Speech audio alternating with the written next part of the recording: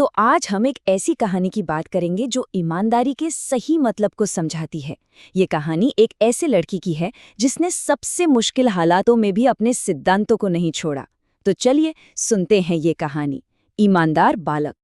अक्सर कहा जाता है ना कि किसी के चरित्र की असली पहचान तो मुश्किल घड़ी में ही होती है।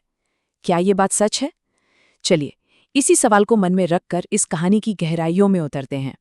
कहानी की शुरुआत होती है एक बहुत ही भीड़-भाड़ वाले बाजार से, और यहीं पर एक छोटा सा सौदा एक बहुत बड़े सिद्धांत की परीक्षा बन जाता है।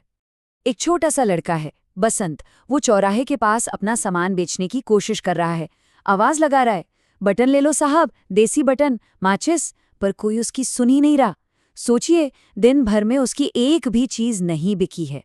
और तभी पंडित राजकिशोर नाम के एक भले आदमी की नजर उस पर पड़ती है। वो उससे एक छलनी खरीदने के लिए तैयार हो जाते हैं। लेकिन यहाँ एक छोटी सी दिक्कत है, उनके पास छुट्टा नहीं है, सिर्फ एक बड़ा नोट है। पंडित जी ने सोचा कि चलो बाकी पैसे तुम रख लो, लेकिन बसंत ने साफ मना कर दिया। और यहीं उस छोटे से बच्चे का आत्मसम्मान और उसका चरित्र सामने आता है। वो कहता है, नहीं साहब, मैं पैसे नहीं लूंगा, ये तो भीख हुई और मैं भीख नहीं लूंगा। मतलब वो मेहनत की कमाई पर यकीन रखता था, दान पर नहीं। और वो बड़ा नोट लेकर छुट्टा कराने के लिए चला जाता है। अब कहानी एक नया मोड़ ले रही है। जैसे जैसे वक्त बीतता है, भरोसे की जो नींव थी वो थोड़ी थोड़ी हिलने लगती है और शक के बादल गहराने शुरू हो जाते हैं। देखिए वक्त कैसे बीत रहा है। बसंत नोट लेकर गया है। शुरू के 5 मिनट तो पंडित जी ने बड़े सब्र से इंतजार किया, लेकिन जब 15-20 मिनट गुजर गए तो उनके मन में, आप जानते हैं ना, शक पैदा होने लगा। और आधे घंटे के बाद तो उनकी उम्मीद लगभग टूट ही चुकी थी। और ठीक इसी समय पंडित जी के एक दोस्त कृष्ण कुमार वहां आ जाते हैं।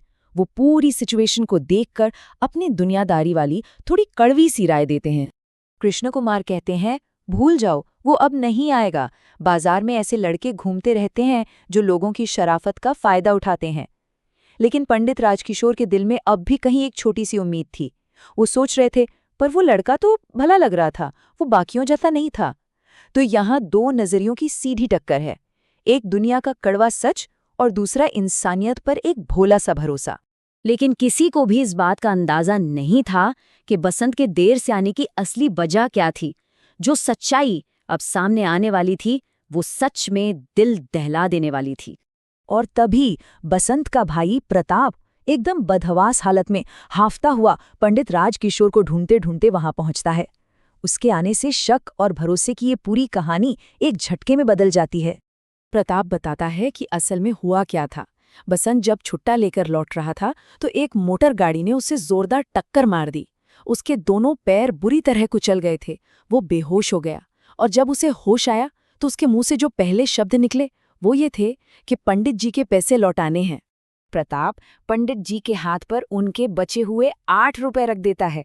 सोचिए, इतनी भयानक चोट और दर्द के बावजूद बसंत की पहली और इकलौती चिंता अपनी जुबान और अपनी ईमानदारी को निभाने की थी। प्रताप ये भी बताता है कि घर में बस वो दोनों भाई ही हैं।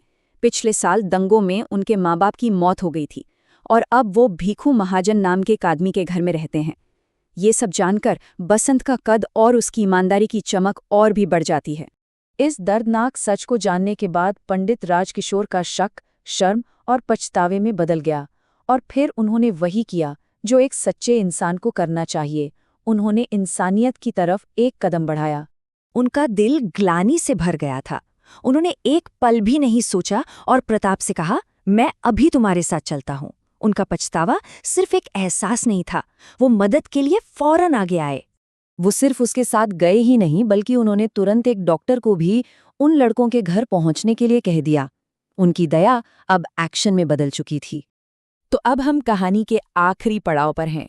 यहाँ सवाल पैसों का नहीं है, बल्कि इस बात का है कि ईमानदारी की असली कीमत क्या होती है। जब वो घर पहुंचे तो बसंत जमीन पर पड़ा दर्द से कराह रहा था। कुछ ही देर में डॉक्टर साहब भी वहां पहुंच गए। इस पूरी कहानी का जो सार है वो है सत्यनिष्ठा। इसका मतलब है ईमानदार होना और मजबूत नैतिक सिद्धांतों पर चलना, खासकर तब जब आपको कोई देख भी न रहा हो। बसंत की कहानी इसी गुण की एक जीती जागी मिसाल है। डॉक्टर ने जब बसंत की हालत देखी तो पंडित राजकिशोर ने उनसे जो कहा वही इस कहानी का दिल है। उन्होंने कहा, यह गरीब है, पर इसमें एक बहुत ही दुर्लभ गुण है। ये ईमानदार है। उसकी गरीबी नहीं, बल्कि उसका चरित्र ही उसकी असली पहचान थी। बसंत की ये कहानी हमें एक बहुत ज़रूरी सवाल के साथ छोड़ जाती है। आज की इस भाग दौड़ भरी दुनिया में, जहां हर कोई एक आसान रास्ता ढूंढता है, क्या हम बसंत जैसी ईमानदारी की कीमत चुकाने के लिए तैयार हैं? ये सवाल हम सबके लिए है।